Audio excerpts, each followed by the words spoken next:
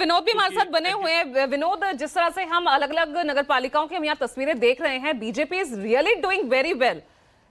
मतलब देरी में ये चुनाव जरूर हुए हैं, लेकिन बीजेपी को एक अच्छा मौका मिल गया है अपने आप को इम्प्रूव करने का।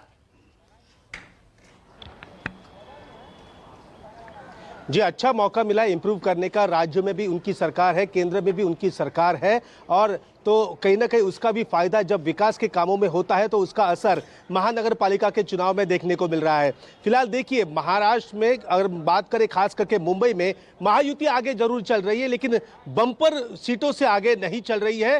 ठाकरे बंधु भी उनका पीछा कर रहे हैं सीटों को लेकर। मैं आपको एक नजारा यहाँ पर दिखाना चाहता हूँ। देखिए, ये भारतीय जनता पार्टी का ऑफिस है। देखिए, तैयारी यहाँ पर आधी हो चुकी है। हमेशा भारतीय जनता पार्टी अगर वो जीत को लेकर आश्वस्त होती है ना, तो यहाँ तमाम झंडे होते हैं केसरिया रंग के। भारतीय जनता पार्टी के 2 रंगों के जो झंडे होते हैं वो पूरे इलाके में यहाँ पर लगाए गए होते हैं। लेकिन देखिए, यहाँ पर भी बैनर नहीं लगाया गया है, रोक के रखा है कि भाई 12-1 बजे तक इंतजार कर लेते हैं, उसके बाद आगे का काम करेंगे। लेकिन देख सकते हैं कि यहाँ पर तैयारी भी भारतीय जनता पार्टी ने अब तक नहीं की है। भारतीय जनता पार्टी को भी पता है कि भले एग्जिट पोल कुछ भी बताए, वोट परसेंटेज जो कम हुए हैं तो इसका नुकसान किसको उठाना पड़ सकता है ये पता नहीं। इसके लिए भाई तैयारी जो है वो आधी करके रखेंगे। 1 बजे के बाद 1 घंटे में आगे अगली तैयारी हो जाएगी। तो भारतीय जनता पार्टी भी संभल कर आगे चल रही है, और उसे भी पता है कि मुंबई जीतना इतना भी संभव नहीं है। हालांकि वो आगे चल रहे हैं, जीत भी सकते हैं आगे जाकर, लेकिन संभल के वो आगे बढ़ रहे हैं।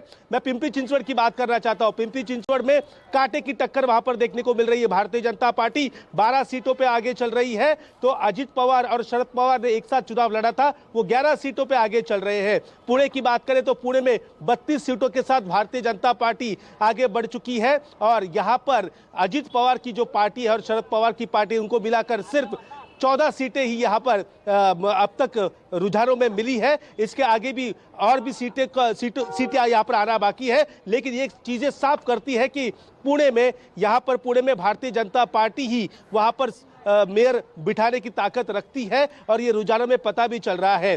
पिंपरी चिंचवड़ वो इलाका है जहां पर अजित पवार ने जाकर भारतीय जनता पार्टी पर करप्शन के आरोप किए, एक्सटॉर्शन के आरोप किए, कहाँ पैसे खाते, टेंडर कैसे रिंग किया जाता है, इस प्रकार की भाषा वहां पर की। और सबसे ज्यादा उन्होंने एक बात यहां पर की थी कि देखो, आरोप तो लगते हैं, मुझ पर 70,000 करोड़ के घोटाले के आरोप लगे, लेकिन आज मैं सत्ता में किसके साथ बैठा हूं, जिन्होंने आरोप लगाया। ये बात कहीं ना कहीं भारतीय जनता पार्टी को तब चुभी थी। तब भारतीय जनता पार्टी के नेताओं को कहना पड़ा था कि भाई 70,000 करोड़ के घोटाले की जो फाइल है वो कोर्ट में है, और वहां पर केस अभी भी चल रहा है। तो अजित पवार को भी डराने की कोशिश वहां पर की गई, लेकिन अजित पवार डरे नहीं। अजित पवार ने उल्टा, जब प्रचार खत्म हुआ तब प्रेस कॉन्फ्रेंस लेते हुए और एक आरोप कर दिया कि जब युति सरकार थी 1995 में, सरकार गई 1999 में, तब हमारे पास जो सिंचाई विभाग आया, तब एक काम की कीमत 110 करोड़ रुपए वहां पर बढ़ा दी गई। भारतीय जनता पार्टी ने 100 करोड़ का पार्टी फंड मांगा और अधिकारियों ने 10 करोड़ रुपए वहां पर मांगे, लेकिन भारतीय जनता पार्टी ने इन आरोपों को